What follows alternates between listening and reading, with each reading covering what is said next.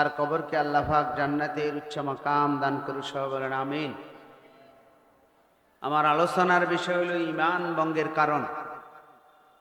ওযু ভঙ্গের কারণ আমরা জানি, যার কারণে ওযু ভেঙে যায়। নামাজ ভঙ্গের কারণ জানি, যার কারণে নামাজ ভেঙে যায়। ঈমান ভঙ্গের কারণগুলো জানার চেষ্টা করব, যার কারণে আমাদের ঈমান ঠিক থাকবে। যে কাজগুলো করলে ঈমান ভঙ্গ হয়ে যাবে, সেই কাজগুলো থেকে বিরত থাকলে আমাদের ঈমান ঠিক থাকবে। যেরকম ওযু ভেঙে যায়, এরপরে আবার ওযু করা যায়। নামাজ যে সমস্ত কারণে ভঙ্গ হয়ে যায়, সেই সমস্ত কার্যক্রম থেকে বিরত থাকলে নামাজ ঠিক থাকে। তদ্রূপ ঈমান, এটা সবচাইতে বড় দৌলত। আমরা যে টাকা পয়সা যদি আমাদের একটু বেশি হয়, সেটা আমরা আলমারিতে রাখি, এর আগে আমাদের পকেটে থাকে। এরপরে এর থেকে আরো বেশি হইলে আমরা এটা ব্যাংকের ভিতরে রাখি, যাতে আরো বেশি নিরাপদ থাকে। দুনিয়ার এই সমস্ত টাকা পয়সার আমাদের এত গুরুত্ব দিই আমরা, যার কারণে আমরা সেফটির জন্য সেটা পকেট থেকে আলমারিতে যায়, আলমারি থেকে ব্যাংক পর্যন্ত যায়।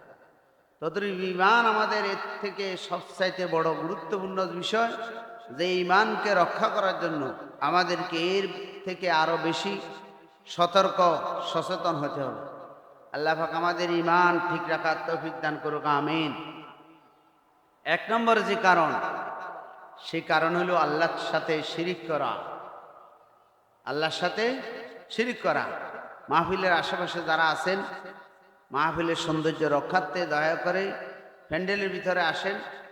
এখানে আল্লাহ পাক বসলে যে লাভ, এই যে ওয়াজ মাহফিল, এখন অনেকে বলে যে আমরা ইউটিউবে শুনি, ইউটিউবে শোনার, সেটা শোনা হবে, আমল করলে সওয়াব পাইবেন।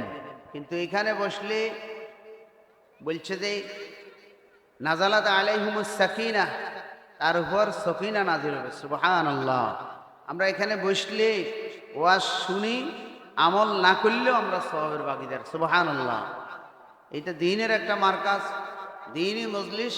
মজলিসকে সুন্দর করার উদ্দেশ্যে আমরা মাহফিলে প্যান্ডেলে এসে বসে যাই। তো বলছি এক নম্বর যে কারণ, সেটা হলো আল্লাহর সাথে শিরিক করা। আল্লাহ পাক পবিত্র কোরআনের ভিতরে ইরশাদ ফরমান, বিসমিল্লাহির রহমানির রহিম, ইন্নাল্লাহা লা ইয়াগফিরু আন ইউশরাকা বিহি ওয়া ইয়াগফিরু মা দুনা যালিকা লিমান ইয়াশাউ ওয়া মান ইউশরিক বিল্লাহ ফাকাদ ইফতারা ইসমান আযীমা। আল্লাহ পাক পবিত্র কোরআনের ভিতরে ইরশাদ ফরমান, ইন্নাল্লাহা লা ইয়াগফিরু আন ইউশরাকা বিহি, নিশ্চয় আল্লাহ তাআলা ক্ষমা করে দেন। ইন্নাল্লাহা লা ইয়াগফিরু, আল্লাহ তাআলা ক্ষমা করেন না যারা আল্লাহর সাথে শিরিক করে। ওয়া ইয়াগফিরু মা দুনা যালিকা লিমান ইয়াশা, শিরিক ব্যতীত অন্যান্য যত গুনাহ আছে আল্লাহ পাক ইচ্ছা করলে বান্দাকে ক্ষমা করে দিতে পারেন। কিন্তু একমাত্র শিরিক, যে শিরিকের গুনাহ আল্লাহ পাক ক্ষমা করবে না। সবচাইতে বড় অপরাধ হল ফাকাদ ইফতারা ইসমান আযীমা, সবচাইতে বড় অপরাধ, জঘন্যতম পাপ শিরিক। এই শিরিক যখন আমরা করব, তখন আমাদের ঈমান ভঙ্গ হয়ে যাবে। ঈমানটা আবার নতুন করে জোড়া লাগাইতে হবে। তাফসীর ইবনে কাসির রহমতুল্লাহ আলাইহি বলেন, যারা ঈমান আনার পর শিরিক করে, যতদিন পর্যন্ত তওবা করবে না, তওবা যতক্ষণ করবে না, ততক্ষণ তাদেরকে ক্ষমা করা হবে না। এমন এক গুনাহ, তওবা করলে আল্লাহ পাক তাকে মাফ করে দিবে, না হলে তাকে কোনো ক্ষমা করা হবে না। সূরা মায়েদার ৭২ নম্বর আয়াতে আল্লাহ পাক বলেন, ইন্নাহু মান ইউশরিক বিল্লাহ ফাকাদ হারামাল্লাহু আলাইহিল জান্নাহ ওয়া মাওয়াহুন নার ওয়া মা লিয-যালিমিনা মিন আনসার। নিশ্চয় যারা আল্লাহর সাথে শিরিক করে, আল্লাহ তাআলা তার জান্নাত হারাম করে দেন, তার জন্য অবধারিত করে জাহান্নাম। নাউযুবিল্লাহ। তাহলে শিরিককারী ব্যক্তি আল্লাহ পাক তার জন্য জান্নাত হারাম করে দেন, জাহান্নাম তার জন্য অবধারিত করে দেন। নাউযুবিল্লাহ। এ কারণে আমাদেরকে শিরিক থেকে বিরত থাকতে হবে। তাফসীরে তাবারিতে উল্লেখ করা হয় যে শিরিক করে আল্লাহর একত্ববাদ ও রুবুবিয়ত অস্বীকার করে তার জন্য জান্নাত চিরতরে হারাম। নাউযুবিল্লাহ। এই শিরিক হলো 3 প্রকারের শিরিক আমরা করি। 1 নম্বর শিরকুর রুবুবিয়্যাহ, আল্লাহ সৃষ্টিকর্তা, রিজিক দাতা, জীবন দানকারী, মরণদাতা, এই সমস্ত বিষয়ে যারা শিরিক করে তাদেরকে বলে শিরকুর রুবুবিয়্যাতের প্রকারে পড়ে। যে আমি যদি মনে করি যে আল্লাহ ছাড়া নাউযুবিল্লাহ অন্য কেউ সৃষ্টি করার ক্ষমতা রাখে। আমরা দেখি বিভিন্ন মাজারগুলোতে যায়, সেখানে ধরনা দেওয়া হয় যে আল্লাহ তার পীর সাহেবের কাছে আপিল করা হয় যেন তাকে একটা ছেলে দেওয়া হয়। নাউযুবিল্লাহ। পীর সাহেবের কি সেই ক্ষমতা আছে? সেই শক্তি আছে? নাই, কোনো শক্তি নাই। একবার এক মাজারে গেলাম, সেখানে একটা গাছ দেখলাম, গাছগুলার সুতা দিয়ে এমনভাবে বাঁধতে এই গাছ এখন নিঃশ্বাস ফেলানোর কোনো জায়গা হচ্ছে না। বললাম এগুলা কেন? বলে যে এই ছেলে মেয়েগুলার বিবাহ হয় না, তারা এগুলা এখানে বেঁধে রাখার পর তাদের বিবাহ হয়। নাউযুবিল্লাহ। এভাবে কুসংস্কারে ভরা আমাদের দেশ।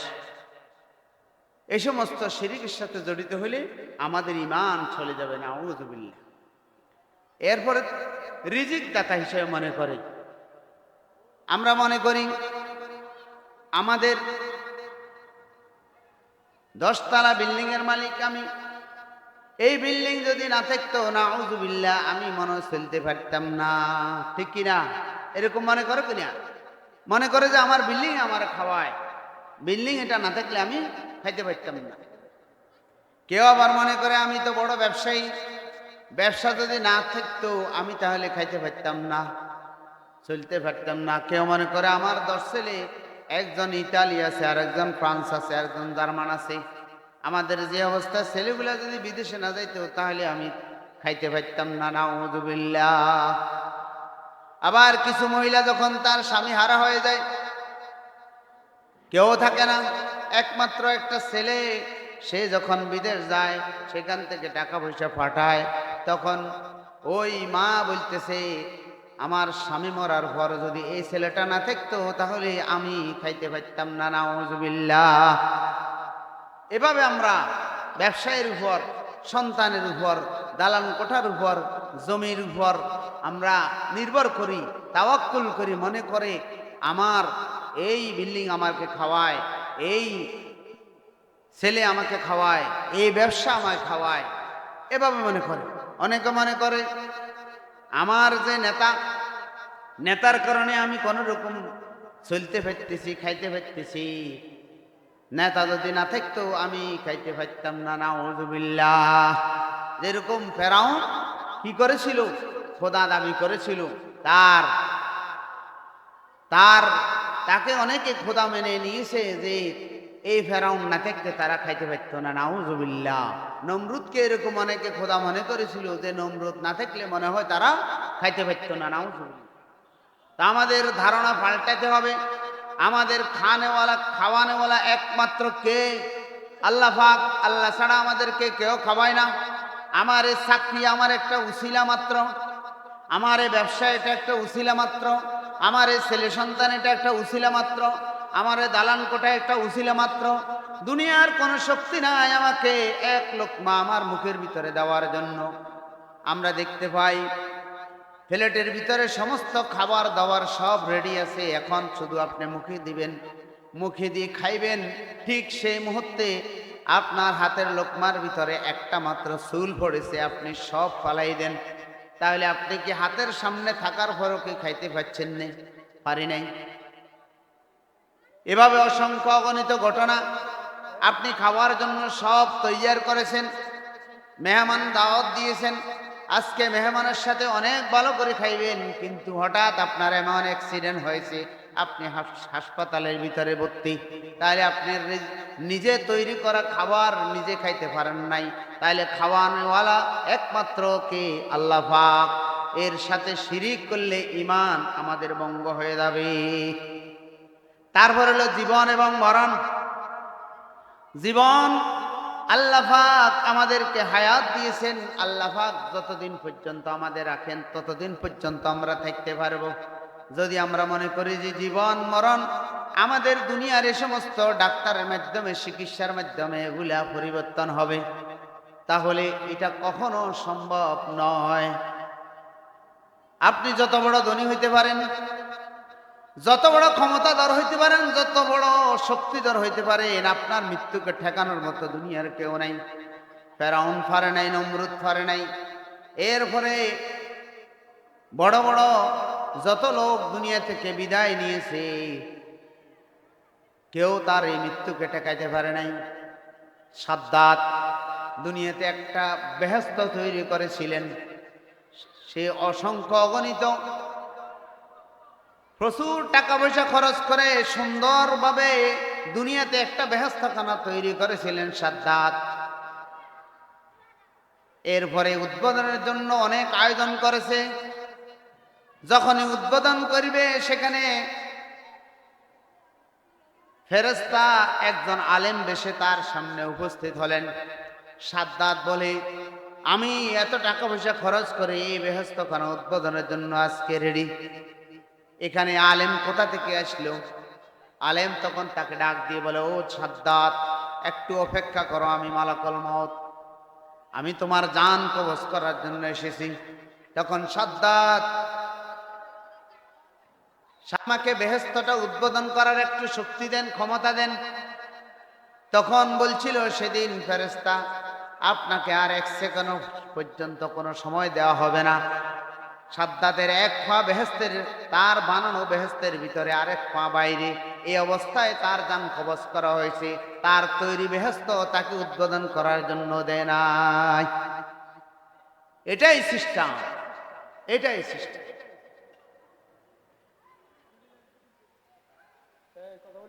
এভাবে একজনে প্রতিনিয়ত তার বডি চেকআপের জন্য একদল চিকিৎসক তার জন্য নিয়োগ করা হয়েছে। তার কাজ ছিল শুধু প্রতিদিন তার বডি চেকআপ করা। সকালবেলা চেকআপ করে, আবার রাত্রে শোয়ার সময় চেকআপ করে। 10 থেকে 12 জনের একটা মেডিকেল টিম তার জন্য থাকে। সকাল সন্ধ্যায় এভাবে চেকআপ করে। কিন্তু যখনই মালাকুল মউত এসে গেছে, তার এই সমস্ত চেকআপের কোনো কিছু হয় নাই।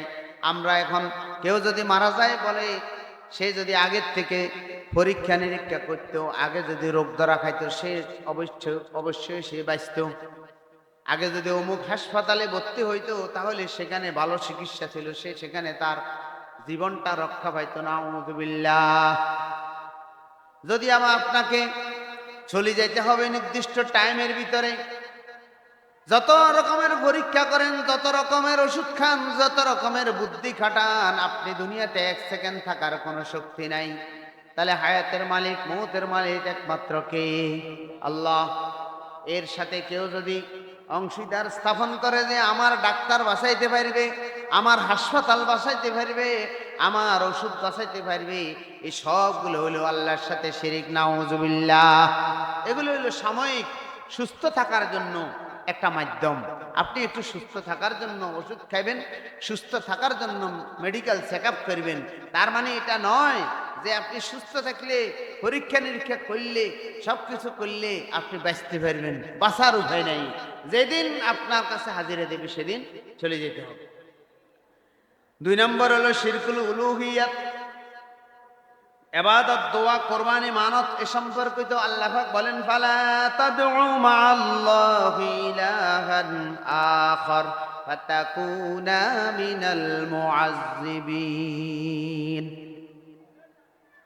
কি করিও না, আল্লাহর সাথে কাউকে ডাকিও না, তাহলে তুমি আযাবের গ্রেফতার হয়ে যাবে। নাউযুবিল্লাহ। এই সংক্রান্ত হলো ইবাদত। আমরা কিছু ইবাদত করি মানুষকে খুশি করার জন্য, কিছু ইবাদত করি আমার জনগণকে খুশি করার জন্য কিছু ইবাদত করি, আত্মীয় স্বজনকে খুশি করার জন্য, এভাবে অন্যকে খুশি করার জন্য যে ইবাদত, এটাও এক ধরনের শিরিক। মনে করে যে আমি যদি মসজিদে আসি নামাজ না পড়ি তাহলে আমার জানাজা নিশ্চয়ই এলাকার লোকেরা পড়বে না, আমি যদি মসজিদে নামাজ না পড়ি তাহলে আমার মেয়ের বিবাহের সময় লোকজন আসবে না, আমি যদি নামাজ এখন না পড়ি, মাথার ভিতরে টুপি যদি না দিই, পাঞ্জাবি যদি না পড়ি, সামনে যে নির্বাচন আমাকে ভোট দিবে না, নাউযুবিল্লাহ। এরকম মুসলমান আছে না নাই? আছে।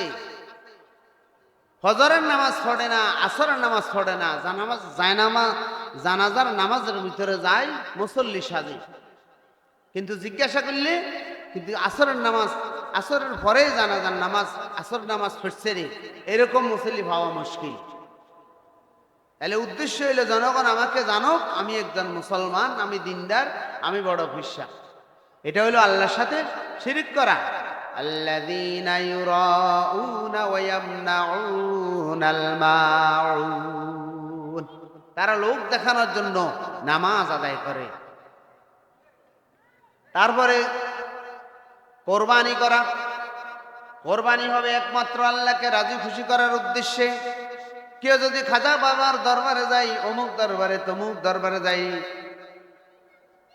কোরবানি করে ফিসাবের নামে, যদি সেই কোরবানি বড় ফিসাবের নামে হয়, লাভ হবে না।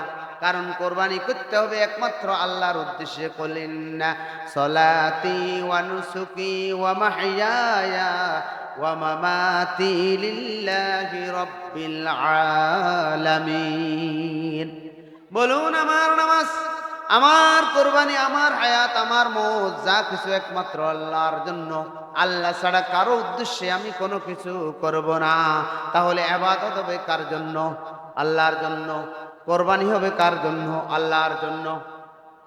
মানত করবেন একমাত্র আল্লাহর উদ্দেশ্যে। দুনিয়ার কোনো মাজারেও মানাত হবে না, কোনো ফিসাবের নামে মানত হবে না। মানত হবে একমাত্র আল্লাহ পাকের উদ্দেশ্যে, আল্লাহকে রাজি খুশি করার উদ্দেশ্যে। 3 নম্বর হলো শিরকুল আসমায়ে ওয়াস সিফাত। আল্লাহ পাকের গুণবাচক যে নাম রয়েছে 99টি নাম, 99টি নামের সাথে সমকক্ষ কাউকে মনে করা, এটা এক ধরনের শিরিক। আল্লাহ বলেন লাইসা কামিসলিহি শাইউন, আল্লাহর মতো কোনো কিছু নাই। যদি মনে করে যে আল্লাহ রহমান রহিম, আল্লাহ দয়ালু দয়াবান, এভাবে আল্লাহর সাত্তার, জব্বার, কাহার 99টি নাম রয়েছে আল্লাহ পাকের। এই গুণগুলো আল্লাহ পাকের সাথে সম্পর্কিত মানুষের সাথে সামান্য কিছু থাকতে পারে, কিন্তু এটা অর্থ এটা নয় যে আল্লাহর সমকক্ষ, আল্লাহর সমান গুণ কারো কাছে থাকতে পারে না। যদি কেউ মনে করে যে এই গুণগুলার মতো, আল্লাহর গুণগুলার মতো কোনো মানুষের কাছে গুণ আছে, তাহলে সে শিরিক করলে ঈমান ভঙ্গ হয়ে যাবে। যেমন দয়া, আল্লাহ পাকের রহমতের 100 ভাগ করে 1 ভাগ আল্লাহ পাক দুনিয়াতে মানুষের অন্তরের ভিতরে দিয়েছেন। যে অন্তর দিয়ে মা তার ছেলেকে মাঘ মাসের শীতের রাত্রে ঠান্ডার ভিতরে আমাকে গরম পানি দিয়ে আমার পায়খানা প্রস্রাব পরিষ্কার করে, আবার বুকের ভিতরে জড়িয়ে ধরেছে বাচ্চাটা যেন ঠান্ডা না লাগে। বৃষ্টির ভিতরে মরকগুলা ডানা মেলে দেয়, বাচ্চাগুলা ভিতরে ভিতরে ভিতরে ঢুকে যায়, ডানার ভিতরে আরাম পায়। এই যে মরগের ভিতরে আল্লাহ পাক যে দয়া দিয়েছেন, মায়ের ভিতরে আল্লাহ পাক যে দয়া দিয়েছেন, আল্লাহ পাক বলছে এটা 100 ভাগের 1 ভাগ করে আমি এই মানুষগুলার অন্তরে দিয়েছি। তাহলে আল্লাহ পাকের 100 ভাগের 1 ভাগ দিয়ে বান্দা যদি এরকম দয়া দেখাতে পারে, এরকম 100 ভাগ 1/7 করে আল্লাহ পাক আমাদেরকে হাসর ময়দানে বিচার ফয়সালা করবেন। সুবহানাল্লাহ। তাহলে আল্লাহর দয়ার সাথে কারো দয়া কোনো মিলবে? মিলবে না। আমরা যত প্রকার গুনাহ করি, পাপ করি, যত অন্যায় করতেছি, আল্লাহ পাকের সকালে সকালে যখন ঘুম থেকে উঠি তখন থেকে আল্লাহ পাকের নিয়ামত, ঘুম যাওয়া পর্যন্ত আল্লাহ পাকের নিয়ামত, 24টা ঘন্টা আল্লাহ পাকের নিয়ামত আমরা ভোগ করতেছি। কোনো আমরা বিল দিতেছি না, ট্যাক্স দিতেছি না। দুনিয়ার এই কারেন্ট বিল যদি 1 মাস 2 মাস আমাদের বকেয়া থাকে তখন আমাদের লাইনটা কেটে যায়। গ্যাস বিলের যদি বকেয়া থাকে লাইন কেটে যায়, ডিশ লাইনের বকেয়া থাকলে লাইন কেটে যায়। কিন্তু আল্লাহ পাক দেখেন আল্লাহ পাকের 18,000 মাখলুকাত, কেউ আল্লাহকে ডাকে, কেউ ডাকে না, কেউ আল্লাহকে গালি দেয়, কেউ আল্লাহর বিরোধিতা করে, কেউ ইসলামের পক্ষে থাকে, কেউ ইসলামের বিপক্ষে থাকে। কিন্তু আল্লাহ পাক কোনো মানুষকে উপবাস রাখতেছেন না, সবাইকে খাওয়াইতেছেন। মুসলমানকেও খাওয়াইতেছেন, আলেমকেও খাওয়াইতেছেন, জাহেলকেও খাওয়াইতেছেন, ইহুদিদেরকেও খাওয়াইতেছেন, নাসারাদেরকেও খাওয়াইতেছেন। ঠিক কিনা? কারো উপোস রাখেন না, এটা আল্লাহ পাকের দয়া, আল্লাহ পাকের দয়া।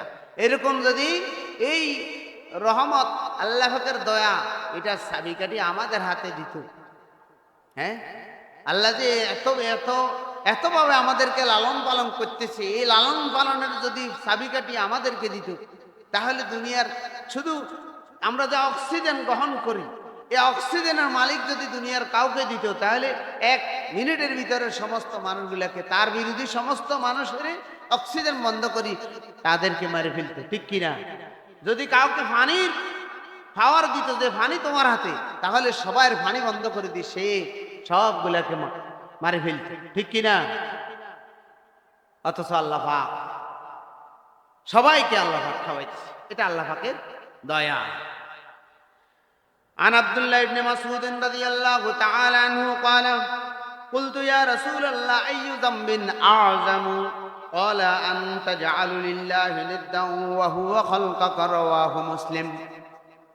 হযরত আব্দুল্লাহ ইবনে মাসউদ রাদিয়াল্লাহু তাআলা আনহু হতে বর্ণিত, রাসূল পাক সাল্লাল্লাহু আলাইহি সাল্লাম ইরশাদ ফরমান, আল্লাহর নবীকে জিজ্ঞাসা করা হইল সবচাইতে বেশি পাপ কোনটা? তখন আল্লাহর নবী জবাব দিলেন, সবচাইতে বেশি পাপ হলো শিরিক করা, আল্লাহর সাথে কোনো কিছু শিরিক করা। নাউযুবিল্লাহ। عن أبي هريرة رضي الله تعالى عنه قال قال رسول الله صلى الله عليه وسلم من لقي الله لا يشرك بالله دخل الجنة ومن لقيه يشرك به دخل النار। যে ব্যক্তি শিরিক সহ আল্লাহর সাথে সাক্ষাৎ করলো, সে হবে জাহান্নামী, আর যে শিরিক ছাড়া আল্লাহর সাথে সাক্ষাৎ করলো, সে হলো জান্নাতি। সুবহানাল্লাহ। শিরিক মুক্ত ঈমান নিয়ে যদি আল্লাহর কাছে যেতে পারি, তখন আল্লাহ পাক আমাকে জান্নাত দিবে। আর যদি শিরিক যুক্ত ঈমান নিয়ে যাই, তখন আমাকে কোথায় যেতে হবে? নাউযুবিল্লাহ, জাহান্নামে যেতে হবে। শিরিকের পরিণাম ইবনে কাইয়িম রাহমাতুল্লাহি আলাইহি বলেন, দুধের সাথে যদি সামান্য বিষ মিশ্রিত করা হয়, সেই দুধ যেরকম পান করা যায় না, তদ্রূপ ঈমানের সাথে সামান্য শিরিক যদি মিশ্রিত হয়, এরকম দুধ যেরকম নষ্ট হয়ে যায়, ঈমানটা এরকম নষ্ট হয়ে যাবে। নাউযুবিল্লাহ। কারণ ঈমান থাকতে হবে স্বচ্ছ ঈমান, ঈমানের ভিতর কোনো ভেজাল থাকতে হবে পারবে না, কোনো ভেজাল মুক্ত ঈমান থাকতে পারবে না। 2 নম্বরে হলো রহমত থেকে চিরবঞ্চিত হয়ে যাবে। যারা শিরিক করবে, তারা আল্লাহ পাকের রহমত থেকে চিরবঞ্চিত থাকবে, তারা আল্লাহ পাকের রহমত লাভ করতে পারবে না। আল্লাহর রহমত যার কাছে নাই, তার সব কিছুতে বরকত শূন্য হয়ে যাবে। অনেক কোটি কোটি টাকার সারা বছর ব্যবসা করবে, যখন বছর শেষে হিসাব করা হবে, দেখা যায় তার আরো 5 লাখ টাকা ব্যাংকে লোন পাইবে, বরকত নাই। 4 ছেলে একসাথে বিদেশে রুজি করি টাকা পয়সা পাঠাইতেছে, এরপরেও ব্যাংকের লোন শোধ হইতেছে না। অনেক কৃষি খামার অনেক কিছু করে, এরপরে বরকত নাই। ওই তার ঈমানের ভিতরে শিরিক যুক্ত ঈমান, এই কারণে কোনো কিছুতে সে বরকত পাইবে না, আল্লাহর রহমত থেকে চিরবঞ্চিত হবে। নাউযুবিল্লাহ। 2 নম্বরে হলো তার 3 নম্বরে হলো তার আমলগুলা নষ্ট হয়ে যাবে। শিরিক যুক্ত ঈমান নিয়ে যত প্রকার আমল করো, এই সমস্ত আমল আল্লাহর দরবারে কবুল হবে না, উপরের দিকে উঠবে না, নিচে থাকি যাবে। নাউযুবিল্লাহ। 4 নম্বরে হইল চিরতরে তার জন্য জান্নাত হারাম হয়ে যাবে, জাহান্নাম তার জন্য অবধারিত হয়ে যাবে। নাউযুবিল্লাহ। আমাদেরকে কি করতে হবে? আল্লাহ পাকের একত্ববাদের আল্লাহ এক, লা শারীকা লাহু, তার সাথে কোনো শরীক নাই, একথা দৃঢ় বিশ্বাস করতে হবে এবং একতার উপরে ইস্তেকামত থাকতে হবে। শিরিক থেকে যারা শিরিক করে, তাদের সাথে সঙ্গ ত্যাগ করতে হবে, আল্লাহর কাছে দোয়া করতে হবে, আল্লাহুম্মা ইন্নী আউযু বিকা আন উশরিকা বিকা শাইআন ওয়া আনা আ'লামু ওয়াস্তাগফিরুকা লিমা লা আ'লাম। আল্লাহ তাআলা যে সমস্ত শিরিক করেছি তা থেকে তোমার কাছে আশ্রয় চাই, যেগুলো জেনে করেছি সেগুলোর জন্য তোমার কাছে আশ্রয় প্রার্থনা করতেছি, আর যেগুলো না জেনে করেছি সেগুলোর জন্য তোমার কাছে ক্ষমা চাই, আমাদেরকে ক্ষমা করে দিন। অনেকে আছে যে শিরিক এমনভাবে করে এটারে ইবাদত হিসেবে করে দিই, যেমন মাজারে যায় সেজদা করে, অনেকে দেখবেন কি করেন সেজদা করেন। এখন এই যে সেজদা করেন মাজারের ভিতরে, সে হিসাবের সেজদা করে, সে মনে করছে যে এটা ইবাদত, নাউজুবিল্লাহ, কিন্তু ঈমান চলে গেছে, তা ঈমান চলে গেছে। কিন্তু এই সেজদাও করেন, আবার মসজিদে যে আল্লাহর সেজদা করেন, হিসাবেরও সেজদা করেন, আল্লাহর সেজদা করেন, তাহলে আল্লাহর সাথে কি হলো, অংশীদার হয়ে গেল। এই সমস্ত শিরিকের ব্যাপারে আমাদেরকে সাবধান থাকতে হবে। ঈমান ভঙ্গের 1 নম্বর কারণ বললাম আল্লাহর সাথে শিরিক করা। 2 নম্বর যে কারণ সেটা হলো কোরআনের আইন ব্যতীত অন্য আইনকে উত্তম মনে করা। কোরআনের আইন বাদ দিয়ে নিজের তৈরি আইন, অন্যের তৈরি আইন, কালমার্ক্সের আইন, তারপরে আপনার লেনিনের আইন, এই সমস্ত আইনকে যারা উত্তম মনে করে তাদের ঈমান চলে যায়। আমার কথা না, আল্লাহ পাকের কথা। وَمَن لَّمْ يَحْكُم بِمَا أَنزَلَ اللَّهُ فَأُولَٰئِكَ هُمُ الْكَافِرُونَ। আল্লাহ বলেন, যারা আমার তৈরি, وَمَن لَّمْ يَحْكُم بِمَا أَنزَلَ اللَّهُ, আমি যেটা তোমাদের উপর অবতীর্ণ করেছি আমার এই কোরআনকে বাদ দিয়ে যারা অন্য কোনো কিতাব দিয়ে, অন্য কোনো বিষয় দিয়ে, অন্য কারো ব্যক্তির বিষয় দিয়ে, ব্যক্তির আইন দিয়ে যারা বিচার ফয়সালা করে তারা হলে কাফের, নাউজুবিল্লাহ। যারা আল্লাহর তৈরি বিধান, আল্লাহর তৈরি কিতাব, আল্লাহ পাকের কোরআন বাদ দিয়ে অন্য কোনো বিধানকে উত্তম মনে করে তাদেরকে বলেছে কাফের, নাউজুবিল্লাহ। আর এক আয়াতে আল্লাহ পাক বলে, ওয়ামান লাম ইয়াহকুম বিমা আনজালাল্লাহু ফাউলাইকা হুমুল ফাসিকুন। যারা আল্লাহর তৈরি কিতাবকে বাদ দিয়ে অন্য কোনো বিধান দিয়ে বিচার ফয়সালা করে তারা হলো ফাসিক। আরেক প্রথম আয়াতে বলেছে কাফের, দ্বিতীয় আয়াতে বলতেছে ফাসিক। এরপরে আরেক আয়াতে আল্লাহ বলে, ওয়ামান লাম ইয়াহকুম বিমা আনজালাল্লাহু ফাউলাইকা হুমুজ যালিমুন। যারা আল্লাহ পাকের কিতাবকে বাদ দিয়ে অন্য কোনো বিধানকে, নিজেরা আল্লাহ পাকের কিতাবকে বাদ দিয়ে অন্য কিছুকে বিচারক হিসেবে পেশ করে তাদেরকে বলেছে জালেম, নাউজুবিল্লাহ। তাহলে এক আয়াতে বলেছে জালেম, আরেক আয়াতে বলেছে ফাসিক, আরেক আয়াতে বলেছে কাফের। কাদেরকে বলেছে? যারা কোরআনকে বাদ দিয়ে অন্য কিতাবকে, অন্য আইনকে উত্তম মনে করে তাদেরকে এক জায়গায় কাফের, এক জায়গায় জালেম, এক জায়গায় ফাসিক, নাউজুবিল্লাহ। তাফসীরে কুরতুবীতে বলেন, যারা আল্লাহর হুকুমকে পরিত্যাগ করে অন্য আইন উত্তম মনে করে তারা কুফরি করল, নাউজুবিল্লাহ। আমরা মনে করি ইসলাম হলো মসজিদে আসে নামাজ পড়ব, মাদ্রাসাগুলোতে কোরআন শরীফ পড়াইব, কোরআন শরীফের জায়গা হইল মসজিদে আর হইল মাদ্রাসায়, বিচার কর্ম আমার মতে, সমাজ চালামো আমার মতে, রাষ্ট্র চালামো আমার মতে, এর বাইরে আমি চলতে পারি না, নাউজুবিল্লাহ। আল্লাহ পাক কি বলে? আল-ইয়াওমা আকমালতু লাকুম দীনাকুম ওয়া আতমামতু আলাইকুম নি'মাতি ওয়া রাদিতু লাকুমুল ইসলাম দীনা। শেষ আয়াত।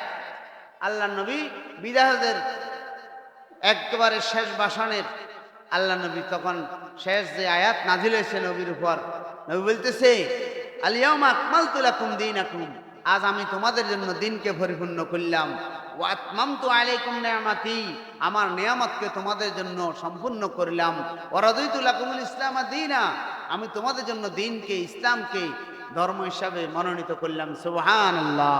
আল্লাহ নবী আয়াত যেদিন নাজিল হয়েছে, এই আয়াত নাজিল হওয়ার পর কোরআন শরীফ কমপ্লিট হয়ে গেছে।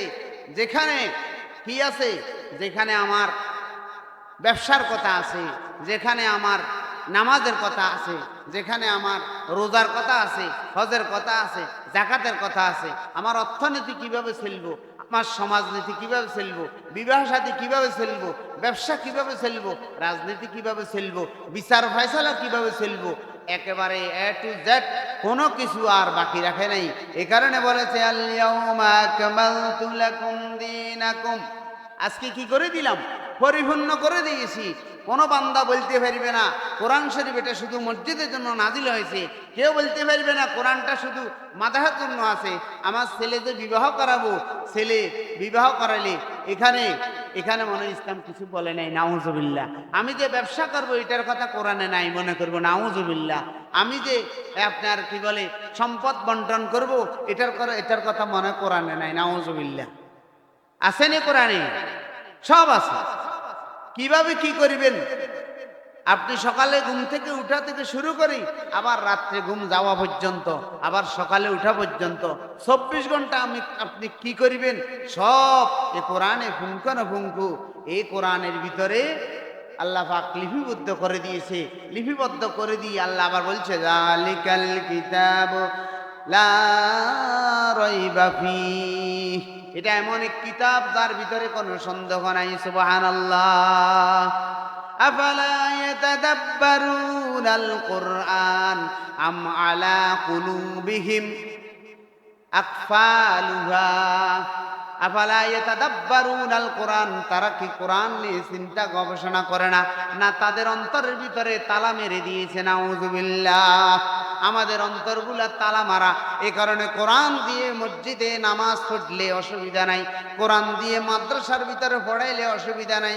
কোরআনের আয়াত পড়ে যখন আমরা পানিতে ফুঁক দিয়ে আপনি ভালো হয়ে যান, তাবিজ লিখে দিয়ে আপনি সুস্থ হয়ে যান, শেফা করি ভালো হয়ে যান, অসুবিধা নাই। যখন কোরআনের আইন অনুযায়ী আপনাকে বিচার করা হবে, যে চোর চুরি করেছে কোরআন অনুযায়ী বিচার করো, জিন্দিগিতে সে আর চুরি করিবে না, ঠিক কিনা? যদি কোরআন অনুযায়ী জেনার বিচার করা হয়, সারা পৃথিবীতে মাইক্রোসফট যন্ত্র দিয়ে এই সমস্ত জিনাকারদেরকে আর খুঁজে পাওয়া যাবে না। দুই একটা জিনা হবে, তাও একজনের শাস্তি পাইয়া সারা দুনিয়ার মানুষগুলা সতর্ক হয়ে যাবে। তাহলে অবাধে যৌনাচার হইতো না।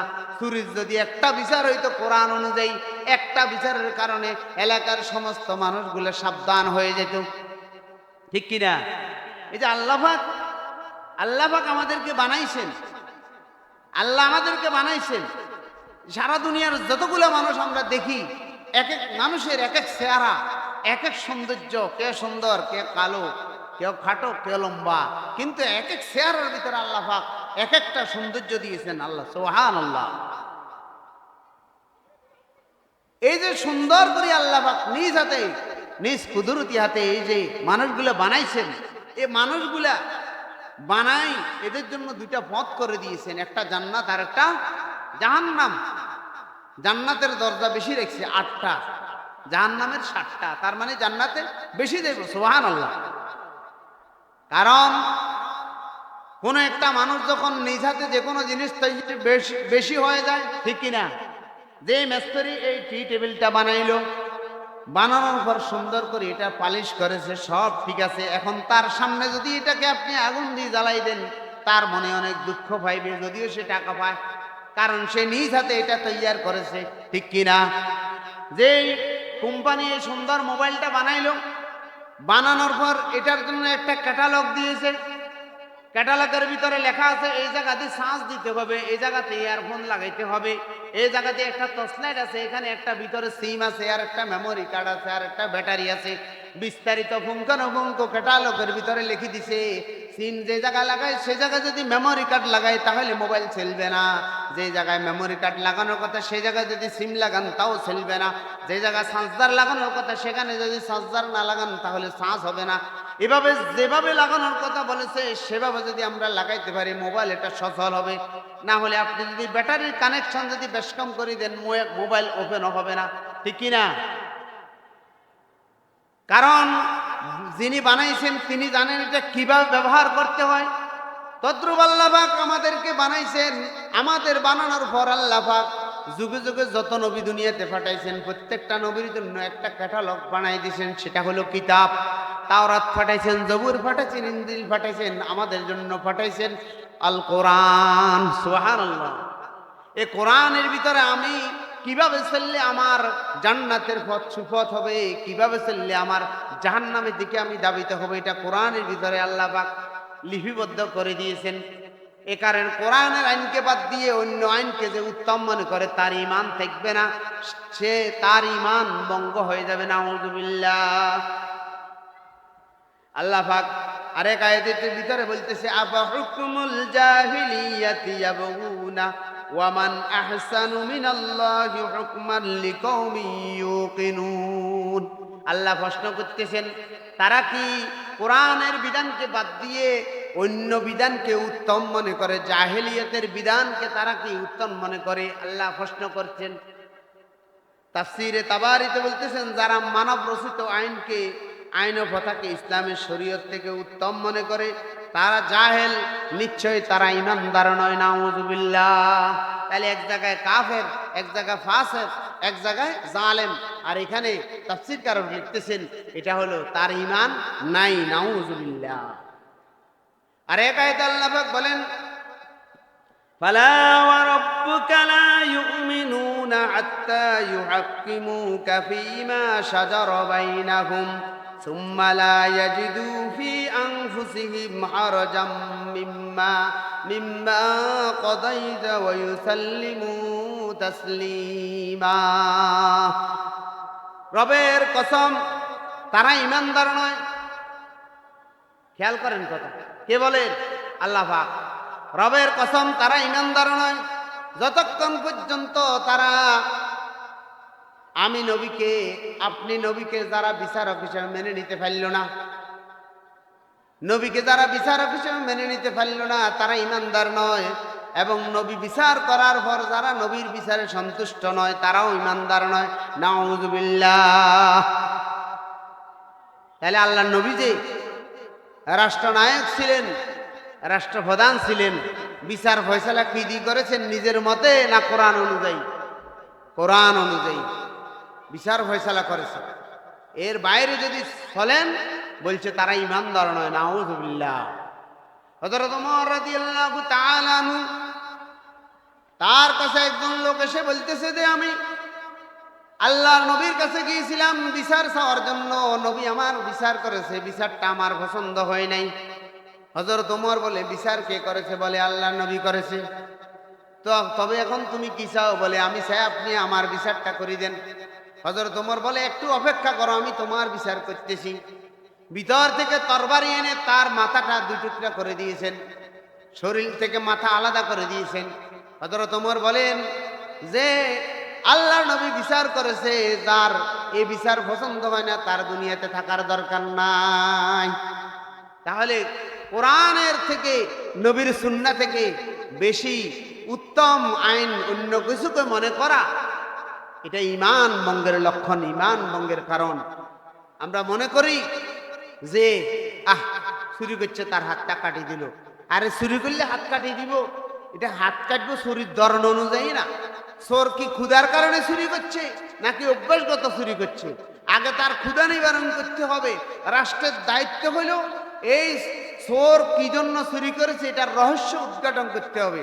তাকে আপনি খাবার দিলেন না, আর বিচার করে হাত কাটিয়ে দিলেন। ইসলামকে এত অমানবিক ধর্ম নাকি? এটা বুঝতে হবে। কিছু লোক অপপ্রচার চালায়, যে কোরআনের আইন যদি চালু হয়, চোরেরা তো চুরি করতে পারবে না, হাত কাটি দিবে। আরে চোর যে চুরি করবো, আগে চোরের পথ বন্ধ করতে হবে। সৌদি আরবে যারা যায় দেখবেন, তারা যে শাস্তি দেয়, কারো আঙ্গুলে একটা কাটি ফেলে, কারো দুইটা কাটে, কারো তিনটা, কারো চারটা, চুরির ধরন অনুযায়ী। তো এটা হলো চুরির ধরন অনুযায়ী, কোন ধরনের চুরি করেছে সেইভাবে আস্তে আস্তে তার এগুলা কাটবে। এমন না যে নর্মাল একটা বিষয় নিয়ে তার হাত কাটি ফেলল, এটা বিষয় এরকম নয়। এরকম যদি একজনের শাস্তি এরকম প্রকাশ্যে দিত, সারা দেশের মানুষগুলো সতর্ক হয়ে যেত, তাহলে অসংখ্য মানুষ চুরি করতো না, আর হলো অপরাধের সাথে জড়িত হইতো না, মানুষগুলো ক্ষতিগ্রস্ত হইতো না। قال رسول الله صلى الله عليه وسلم তারাকতু ফীকুম আমরাইন লান তাদিল্লু মা তামাসসাকতুম বিহিমা কিতাবুল্লাহি ওয়া সুন্নাতে রাসূল। আল্লাহর নবী ইরশাদ ফরমান, তোমরা ততদিন পর্যন্ত পথভ্রষ্ট হবে না যতদিন পর্যন্ত আল্লাহ পাকের কিতাব কোরআন এবং রাসূলের সুন্নাহকে আঁকড়ে ধরবে, ততদিন পর্যন্ত তোমরা পথভ্রষ্ট হবে না। আমাদের সঠিক পথে থাকার মূল হাতিয়ার হলো কোরআন এবং হাদিস, রাসূলের সুন্নাত এবং কোরআন অনুযায়ী আমরা যদি চলি তাহলে আমরা সঠিক পথে থাকব। আর এর বাইরে যত মত, যত মন্ত্র, যত তন্ত্র, সবগুলা আমাকে জাহান্নামের দিকে দাবিতে হবে। দুনিয়ার সাময়িক লোভ লালসার কারণে আমি যেন কোরআন থেকে বিচ্যুত না হই, কোরআনের আইন থেকে যেন বিরত না থাকি। ইবনে তাইমিয়া মাজমুউল ফতুয়ার ভিতরে লেখেন যে আল্লাহর শরীয়তের বাইরে অন্য আইনের অনুমোদন দেয়, তাগুদের আইনকে উত্তম মনে করে, সে কাফের, নাউজুবিল্লাহ। তো আমাদেরকে খেয়াল করতে হবে, Islam is the complete food of life. করি নেই, এ কারণে আমার ভিতর রোগ বাড়ি গেছে। আমার রোগ বাড়ার কারণ হলো রাসূলের সুন্নতের অনুসরণ করি না। সুন্নতের অনুসরণ যদি আমি না করি তাহলে আমার এ সমস্ত রোগ আরো বেশি দেখা দিবে আমার। তাহলে 1 নম্বর কারণ বলছি ঈমান ভঙ্গের, খেয়াল করিয়েন, শিরিক করা। 2 নম্বর হলো কোরআনের আইনকে বাদ দিয়ে অন্য আইনকে যারা উত্তম মনে করে তাদের ঈমানও চলে যাবে, নাউজুবিল্লাহ। 3 নম্বর কারণ হলো ইসলামের কোনো বিষয় নিয়ে উপহাস করা। কেউ দাড়ি নিয়ে উপহাস করে, কেউ পাঞ্জাবি নিয়ে উপহাস করে, কেউ টুপি নিয়ে উপহাস করে, কেউ নারায়ে তাকবীরের স্লোগান নিয়ে উপহাস করে, নাউজুবিল্লাহ, ঠিক কিনা? এক মেয়ে কিছুদিন আগে একটা নির্বাচনে নারায়ে তাকবীর স্লোগান দিছিল, সবাই তার বিরুদ্ধে লাগে গেছে। মুসলমান নিজের রাজনৈতিক স্বার্থ হাসিলের জন্য নারায়ে তাকবীর, এটা আল্লাহ পাকের স্লোগান, আল্লাহর শ্রেষ্ঠত্ব, আল্লাহ বড়। নারায়ে তাকবীর বলছে, আপনার কোনো গায়ে জ্বালা শুরু হয়ে গেছে, আপনি কি আল্লাহকে ছোট মনে করেন নাকি? নাউজুবিল্লাহ। নারায়ে তাকবীর অর্থ কি? আল্লাহকে আমি শ্রেষ্ঠ হিসেবে মানলাম, শ্রেষ্ঠ হিসেবে ঘোষণা দিলাম। তাহলে নারায়ে তাকবীর দিলে আপনার যখন গায়ের ভিতরে জ্বালা শুরু হয়েছে, বুঝতে হবে আপনার ইমানের ভিতরে গন্ডগোল। ইমান ভাঙ্গিয়ে আরো আগে সুর মারে গেছে, ইমান চলে গেছে বহু আগে। না হলে নারায়ে তাকবীর বলার সাথে সাথে মুসলমানের গা শিউরে উঠবে, ইমান উজ্জীবিত হবে, তাজা হবে, সে কেন প্রতিবাদ করবে। নাউজুবিল্লাহ। আপনি কার তাকবীর শুনতে চান? আপনি কি শয়তানের তাকবীর শুনতে চান? অবস্থা দৃষ্টিতে বোঝা যায় নারায়ে তাকবীরের স্লোগান আপনার সহ্য হয় না, আপনার নাস্তিক্যবাদের স্লোগান আপনার সহ্য হয়। নাউজুবিল্লাহ। কে আবার টুপি নিয়ে উপহাস করে। এখন ইদানিং জান্নাত নিয়ে উপহাস শুরু হয়ে গেছে, নাউজুবিল্লাহ। বাস, জান্নাত কি এমনি এত বেশি, এত সস্তা জিনিস নেই, নাউজুবিল্লাহ। আপনাদের কথায় তো মনে হচ্ছে এটা সস্তা দামের জিনিস, অথচ জান্নাতের ব্যাপারে বলা হয়েছে জান্নাত এমন এক ধরনের নেয়ামত, যে নেয়ামত দুনিয়ার কোনো চক্ষু দেখে নাই, দুনিয়ার কোনো কান শুনে নাই, দুনিয়ার কোনো অন্তর জান্নাতের কোনো নেয়ামতের ব্যাপারে কল্পনাও করতে পারবে না। সুবহানাল্লাহ, কল্পনাও করতে পারবে না। আকাশের দিকে তাকাইলেন, আপনি মনে মনে চিন্তা করিলেন যে আমার এখন যেই ফাঁকিটা উড়ে যাচ্ছে এটা আমি খাইতে চাই। সাথে সাথে বুনা করে ছোট্ট ছোট্ট বালকেরা, ছোট্ট ছোট্ট শিশুরা আপনার সামনে ট্যাগ করে নিয়ে আসবে। এটা কি দুনিয়ার কেউ সম্ভব কিনা বলেন? সম্ভব না। এভাবে অনেক নিয়ামত, যে নিয়ামতগুলা কোনো কান শুনে নাই, কোনো চোখ দেখে নাই, কোনো অন্তর কল্পনা করে নাই, আর এটা নিয়ে এখন তুচ্ছ তাচ্ছিল্য শুরু হয়ে গেছে। নাউজুবিল্লাহ। লাগেজন জান্নাত সবার হাতের বাড়ি করে, নাউজুবিল্লাহ। তো বলছিলাম ইসলামের কোনো বিষয় নিয়ে উপহাস করলে ঈমান ভঙ্গ হয়ে যাবে। আল্লাহ পাক সূরা তওবার 65-66 নম্বর আয়াতে বলেন, ওয়ালা ইন সাআলতাহুম লায়াকুলুন্না ইন্নামা কুন্না নাখুদু ওয়া নালআবু কুল আবিল্লাহি ওয়া আয়াতিহি ওয়া রাসূলিহি কুনতুম তাস্তাহজিউন লা তা'তাযিরু ক্বাদ কাফারতুম বা'দা ঈমানিকুম।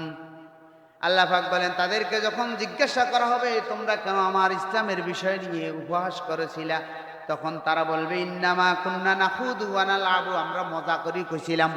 নাউজুবিল্লাহ বলেন না, কি করে বলছি? কথা আমরা আল্লাহ আল্লাহ বলতেছে, প্রশ্ন করার আল্লাহ, উত্তর আল্লাহ দেয়। ওয়ালাইন সাআলতুহুম, যখন তাদেরকে জিজ্ঞাসা করা হবে, লা ইয়াকুলুন্না, তারা বলবে ইন্নামা নাখুদু ওয়া নালআবু, আমরা হাসি তামাশা করি মজা করি বলছিলাম। কি বলছে? ও হুজুর, ও জুব্বাওয়ালা, ও দাড়িওয়ালা, বলে কি না? হ্যাঁ, ও মৌলবাদ, ও জঙ্গিবাদ, ও আলেমের গোষ্ঠী নাউজুবিল্লাহ, এভাবে বলে। ও মোল্লার দল, বলে কি না? এভাবে বলে। তখন আল্লাহ বলবেন, কুল আবিল্লাহি আয়াতিহি ওয়া রাসূলিহি কুনতুম তাস্তাহজিউন, তোমরা যে হাসি তামাশা করতেছ, কার বিষয় নিয়ে হাসি তামাশা করতেছ? আল্লাহ পাকের আয়াত, রাসূলের সুন্নাহ নিয়ে তোমরা হাসি তামাশা করতেছ।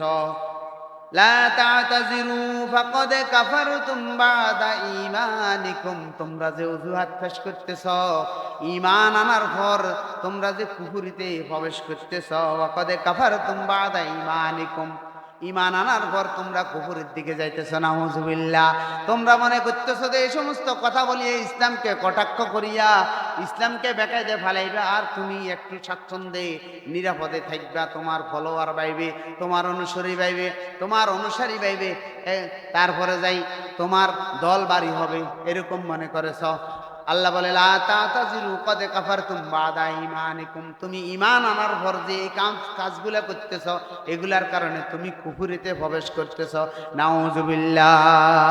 এরকম বাংলাদেশে অসংখ্য অগণিত মানুষ ঈমানদার নামে মুসলমান, নামে নুরুল ইসলাম, নামে এরপরে যাই শফিকুল ইসলাম, কিন্তু কাজের বেলায় ইসলাম নাই, ঈমান বহু আগে চলে গেছে। নাউজুবিল্লাহ।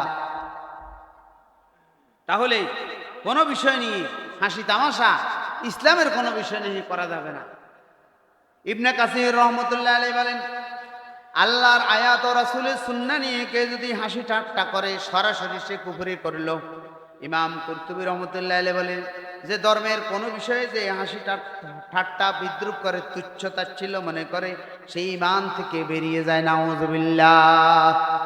ঈমান চলে যাবে তার। সূরা মুতাফফিফিনের ভিতরে আল্লাহ পাক বলেন, ইন্নাল্লাযীনা আজরামু কানু মিনাল্লাযীনা আমানু ইয়াদহাকুন, নিশ্চয় যারা অপরাধী তারা ঈমানদারদেরকে দেখলে হাসতো। নাউজুবিল্লাহ। ওই সেদিন কিয়ামতের ময়দানে অপরাধী যারা হবে তাদেরকে দেখি বলবে, এই অপরাধীরা আলেম ওলামা দেখি তিরস্কার করেছিল, আলেম ওলামাকে দেখি তিরস্কার করেছিল, মুসলমানদের বিরুদ্ধে বিভিন্ন রকমের বিষোদাগার করেছিল, তুচ্ছ তাচ্ছিল্য মনে করেছিল। তারা অপরাধী। কি কারণে আজকে অপরাধী? তারা অপরাধী একমাত্র কারণ তারা ঈমানদারদেরকে দেখলে হাসতো। নিজেদের ঈমান তো নাই, আর ঈমানদার যারা তাদেরকে নিয়ে হাসি ঠাট্টা করে। নাউজুবিল্লাহ। তাফসীরে তাবারিতে উল্লেখ আছে, যারা কুফরি করে তারা ঈমানদার ঈমানি আচরণ নিয়ে হাসাহাসি করে, অথচ কিয়ামতে তারা লাঞ্ছিত হবে। নাউযুবিল্লাহ। ক্বালা নবী সাল্লাল্লাহু আলাইহি ওয়াসাল্লাম, লা ইয়ারজিউল ঈমান বা'দাল কুফরি ইল্লা কামা লা ইয়াউদুল লাবান ইলা দার'i। আল্লাহর নবী ইরশাদ ফরমান, ঈমান আনার পর যারা এরকম কুফরিতে লিপ্ত হয়, তাদের ঈমানের ভিতরে ফিরে আসা অসম্ভব। যেরকম দুধের ওলান থেকে যখন দুধ দহন করা হয়, দুধ এটা আবার ওলানের ভিতরে প্রবেশ করা যেরকম অসম্ভব, ঈমানদার ব্যক্তি এরকম ইসলামের কোনো বিষয় নিয়ে হাসি ঠাট্টা করে, কুফরি করে, তার আবার ঈমান আনা তার জন্য অসম্ভব হয়ে যায়। নাউযুবিল্লাহ। তাহলে কোনো ঈমানদারদেরকে নিয়ে, কোন ইসলামের কোনো বিষয় নিয়ে হাসি ঠাট্টা করা, উপহাস করা, আমি ঈমান থেকে খারিজ হয়ে যাব। নাউযুবিল্লাহ। অনেকে দেখবেন আবার আজান দিলে তাদেরও গায়ে জ্বালা ফোড়া শুরু হয়ে যায়, আজানে বিরক্ত হয়ে যায়। এদিকে মসজিদে নামাজ চলে, আজান চলে, আর এদিকে প্রোগ্রাম চলে। আপনি কিসের মুসলমান? নামাজের কারণে আপনার প্রোগ্রামকে স্থগিত করতে পারলেন না, বিরতি দিতে পারলেন না, আরো উল্টা কটাক্ষ করি ওই ইমাম সাহেবের আজান দেওয়ার বুঝি টাইম আর পায় না। একবার আমরা দেখেছি স্টেডিয়ামের পাশে যে মসজিদ ছিল, মসজিদের আজান বন্ধ ছিল কয়েক ওয়াক্ত, নাউজুবিল্লাহ বলেন। এ কারণে আল্লাহ পাকের গজব নাজিল হয়েছে তাদের জন্য। খেলাকে তারা বড় মনে করেছে, খেলায় ডিস্টার্ব হবে এই কারণে আজান বন্ধ ছিল, নাউজুবিল্লাহ।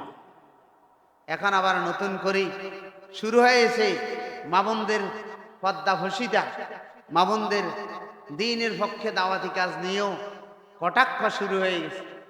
কার বিরুদ্ধে কথা বলছেন? ইসলামের বিরুদ্ধে, রাসূলুল্লাহর আদর্শের বিরুদ্ধে, কোরআনের আয়াতের বিরুদ্ধে। আল্লাহ বলছে উদউ ইলা সাবিলি রাব্বিকা বিল হিকমাতি ওয়াল মাউইজাতিল হাসানাহ, তোমরা আমার আল্লাহর দিকে মানুষদেরকে ডাকো উত্তম হিকমত সহকারে। সুবহানাল্লাহ। কে বলেছে? আল্লাহ পাকের অর্ডার, দ্বীনের দিকে মানুষদেরকে ডাকো, বুঝাও। আর আপনি কোন উল্টা কটাক্ষ করে বলতেছেন, উপহাস করতেছেন, তিরস্কার করতেছেন, ঈমান চলে যাব, টেরো পাইবেন না। কে আবার মা বোনদের হিজাব নিয়ে কথা বলেন। এরকম একজন বলতেছে যে ভোটারকে শনাক্ত করার জন্য উনি পর্দা খোলার জন্য প্রস্তাব দিয়েছে মুসলমানের দেশে, কেউ মানতে রাজি নেই। ভোটার শনাক্ত করার জন্য অনেক উপায় আছে, জোর করে কোনো মহিলার হেজাব খুলে ফেলতে হবে, তারপরে আপনার পর্দা খুলে ফেলতে হবে, নাউজুবিল্লাহ। বিভিন্ন রকমের ষড়যন্ত্র চক্রান্ত পর্দা নিয়ে, আজান নিয়ে, নারে তাকবীর নিয়ে শুরু হয়েছে। এই সমস্ত কাজ থেকে আমাদের বিরত থাকতে হবে। মনে করতে হবে আমি মুসলমান, আমার একটা পরিচয়, আমি মুসলমান। আমার কিতাব হবে, গাইডলাইন হবে আল্লাহ পাকের কোরআন। আমার নেতা হবে মুহাম্মাদুর রাসূলুল্লাহ সাল্লাল্লাহু আলাইহি ওয়াসাল্লাম। সংবিধান হবে কোরআন, গাইডলাইন হবে কোরআন, নেতা হবে মুহাম্মদ সাল্লাল্লাহু আলাইহি ওয়াসাল্লাম। দুনিয়ার এই সমস্ত নেতার পিছনে দৌড়াইয়া, দুনিয়ার এই সমস্ত আইন ও কানুনের পিছনে দৌড়াইয়া নিজের ঈমান নষ্ট করতেছি, আখিরাত বরবাদ করতেছি। দুনিয়ার সাময়িক আমি অত কিছু ক্ষমতা লাভ করতে পারবো, এছাড়া পরকাল শূন্য হয়ে যাবে। ইমাম আহমদ ইবনে হাম্বল রাহমাতুল্লাহি আলাইহি বলেন, যে ব্যক্তি আল্লাহর কোনো আদেশ, রাসূল সাল্লাল্লাহু আলাইহি সাল্লামের কোনো সুন্নাহ নিয়ে ব্যঙ্গ করে, সে কাফের হয়ে যায়। যদিও সে নামাজ পড়ে, যদিও সে রোজা রাখে, নাউযুবিল্লাহ। তাহলে নামাজ পড়ি, রোজা রাখিও, যদি ইসলামের কোনো বিষয় নিয়ে ব্যঙ্গ করে সে কাফের হয়ে যাবে, নাউযুবিল্লাহ। ইবনে বাস রাহমাতুল্লাহি আলাইহি বলেন, আল্লাহর দ্বীন ও শরীয়ত ও আলেমদের নিয়ে যারা হাসাহাসি করে তারা সুস্পষ্ট কুফরের ভিতরে লিপ্ত, নাউযুবিল্লাহ। কেউ আছে আবার কি করে, ইমানদারদেরকে নিয়ে হাসে। আবার ইমানদার কিছু লোক আছে যারা চোর, বাটপার, এই সমস্ত এগুলার দেখি হাসি ঠাট্টা করে। এদের ব্যাপারে আবার শরীয়ত কড়া। ইসলাম দেখছেন নি? ইসলাম কত সুন্দর। কি বলছে? قال النبي صلى الله عليه وسلم من ضحك على أخي بمعصية لم يمت حتى يعملها।